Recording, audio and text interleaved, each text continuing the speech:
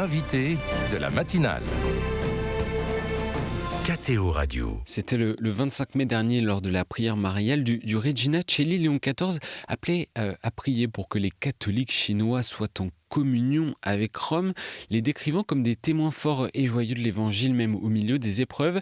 Alors qu'attendent des relations sino-vaticanes ? Quel est l'état du catholicisme en Chine ? C'est le sujet de ce lundi que l'on aborde avec notre invité ce matin, Michel Chambon. Bonjour. Bonjour. Merci d'être avec nous. Vous êtes anthropologue et théologien à l'Institut de recherche Asie de l'Université nationale de Singapour, où vous êtes en ce moment. Vous êtes également auteur du livre « Les chrétiens dans la Chine » de Xi Jinping, publié aux éditions du CERF en début d'année. Alors, Michel Chambon, pour revenir d'abord sur cette déclaration de Léon XIV, rapidement, c'était à l'occasion de la journée de prière pour l'Église en Chine. Comment traduire ces prises de parole ? Bien, la Chine est la deuxième puissance mondiale aujourd'hui, que le Saint-Siège ne peut pas négliger. La Chine est aussi c'est un régime communiste qui a eu des relations vraiment compliquées avec l'Église catholique. Et donc, on a vu depuis plusieurs décennies le Saint-Siège faire de grands efforts vis-à-vis de la Chine. Et donc, le nouveau pape indique que les efforts vont continuer et qu'on ne peut pas négliger la Chine. Rappelez-nous rapidement ce que représente l'Église catholique dans cet immense pays où la religion majoritaire est le bouddhisme. Alors oui, la Chine a 1,4 milliard d'habitants pour 12 millions de catholiques, on pense. C'est difficile à savoir exactement. On compte à côté d'eux environ 60 à 80 millions de chrétiens en général. Donc les catholiques sont même une minorité au sein des chrétiens. Mais c'est une église qui est présente formellement depuis 4 siècles. Les chrétiens ont été introduits en Chine depuis dès le premier millénaire. Le catholicisme a été réintroduit au XIIe, XIIIe siècle, mais de façon pérenne à partir du XVIe. Donc c'est une très longue histoire avec des hauts, des bas, des régimes différents. Et cette histoire se continue aujourd'hui. Les catholiques chinois ont vécu une immense transition sociale ces 40 dernières années, un pays qui s'est énormément enrichi, qui a migré vers les grandes villes, qui s'est digitalisé, et ainsi de suite. Et l'Église, avec la société chinoise, a suivi toutes ces transformations. Donc c'est une Église en plein mouvement, en pleine transformation, que le Saint-Siège essaye d'accompagner pour s'assurer qu'elle soit en communion avec le reste de l'Église universelle. Et quelle est la liberté de croyance et de pratique de la foi qu'ont les catholiques chinois aujourd'hui ?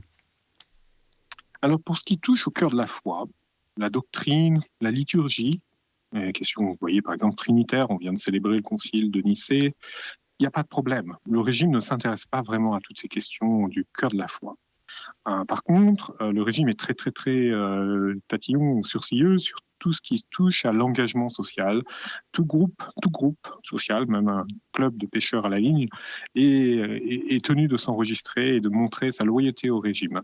Donc, liberté religieuse, oui, quand il en vient à des questions doctrinaires et questions liturgiques, mais liberté d'association, beaucoup moins quand même.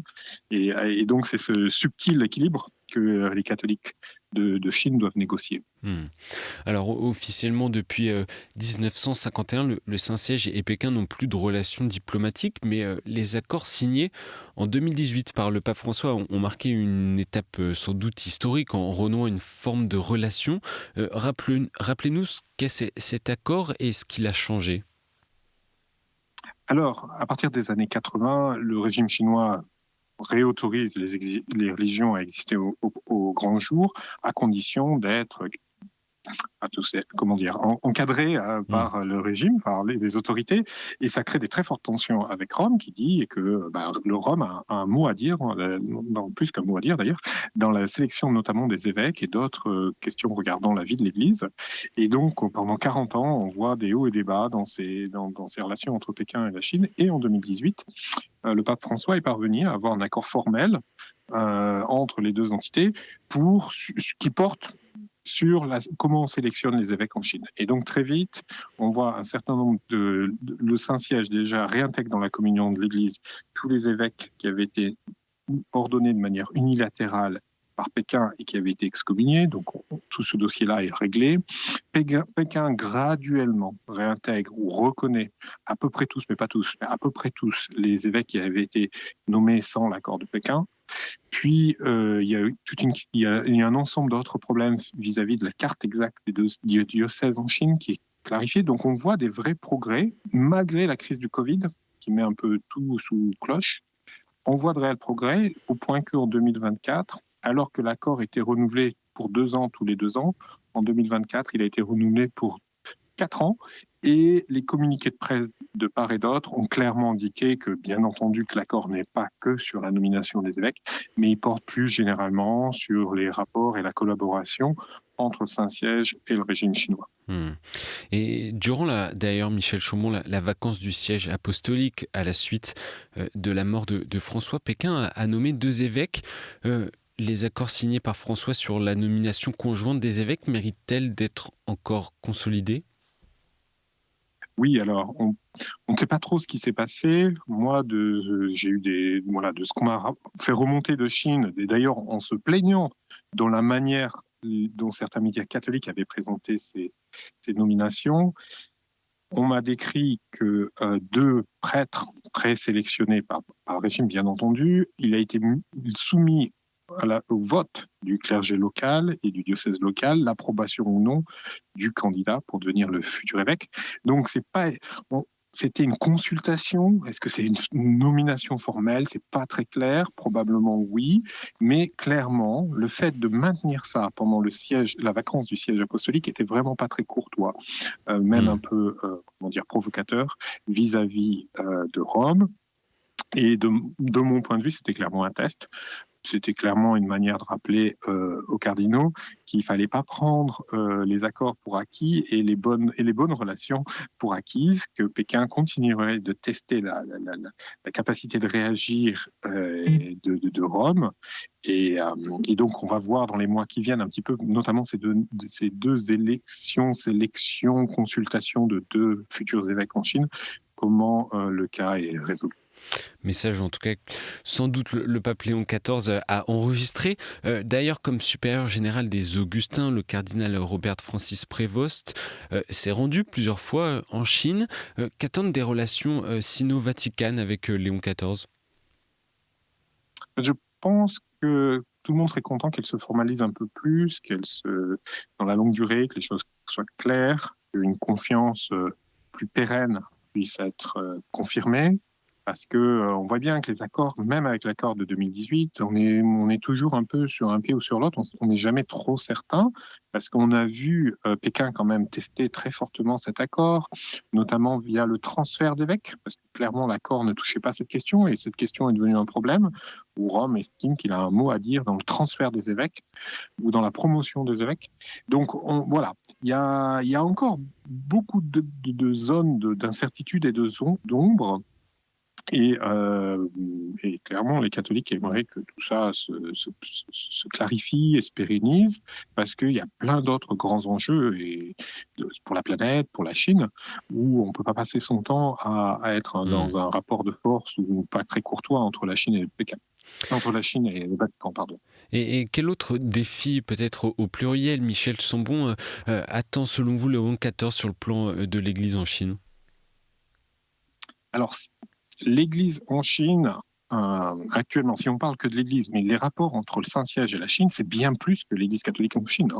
Quand on pense aux problèmes de développement en Afrique, quand on pense à la crise écologique, le Saint-Siège, s'il veut s'engager sur ces sujets-là, développement de l'Afrique, crise écologique, a besoin d'un partenaire chinois fiable et fort. Ça, voilà. Mais si on regarde simplement la question de l'Église en Chine, qui est bien entendu le cœur du sujet pour les rapports entre le Pékin et le Vatican, donc la nomination des évêques, ça c'est quand même des dossiers qui ont avancé, qui maintenant semblent fonctionner, mais qui dit nomination des évêques dit aussi une clarification de la carte des diocèses en Chine, parce que pour des raisons diverses et variées, la carte n'était pas stable et a évolué, elle a besoin d'être confirmée, donc ça a déjà avancé.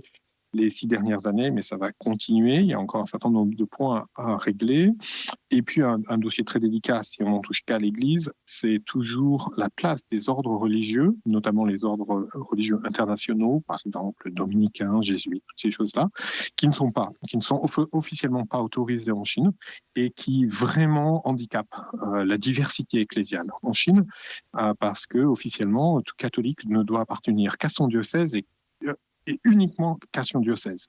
Et donc, on a des tensions, des diversités ecclésiales tout à fait normales et saines dans le monde catholique, qui en Chine ne peuvent pas se vivre de manière apaisée, parce que si Madame Li n'est pas contente avec son curé de paroisse, elle n'a pas la possibilité d'aller au couvent des dominicains ou au couvent des franciscains un peu plus loin. Elle est obligée de rester dans le cadre diocésain. Et donc, ça crée des tensions. Ça, c'est un sujet qu'il va falloir que le Saint-Siège arrive à travailler avec Pékin, d'ouvrir un petit peu de marge de manœuvre pour les ordres religieux internationaux. Et sur un plan géopolitique, vous en avez dit 2 mots, Michel Chambon. On sait qu'un des grands défis, des tensions même mondiales, se joue entre Taïwan et la Chine. Léon XIV peut-il apaiser ces tensions ? Alors, c'est les trois, en fait. C'est la Chine continentale, c'est Hong Kong et Taïwan. Donc, bien sûr, Hong Kong fait partie de la Chine, il n'y a pas de question sur ça. La place de Taïwan est beaucoup plus délicate. Les tensions sont très fortes. Le Saint-Siège a maintenu ses relations diplomatiques avec Taïwan pour une raison de circonstances historiques assez complexes. Le Saint-Siège a toujours dit qu'il était disposé à déplacer sa représentation diplomatique. Il a déjà diminué le degré de sa représentation. Mais clairement, la Chine est très sourcilleuse sur sa souveraineté vis-à-vis de Taïwan. C'est des tensions géopolitiques majeures aujourd'hui, pour lesquelles le Saint-Siège essaye, en tout cas, de se rendre disponible pour apaiser les tensions, parce que je pense, comme beaucoup d'entre nous, que notre monde est déjà marqué par un nombre assez grand de conflits. On n'a pas besoin, en plus, d'une guerre ouverte entre Taïwan et la Chine, et c'est-à-dire entre la Chine et quand même d'autres puissances internationales majeures. Et une dernière question, Michel Chambon.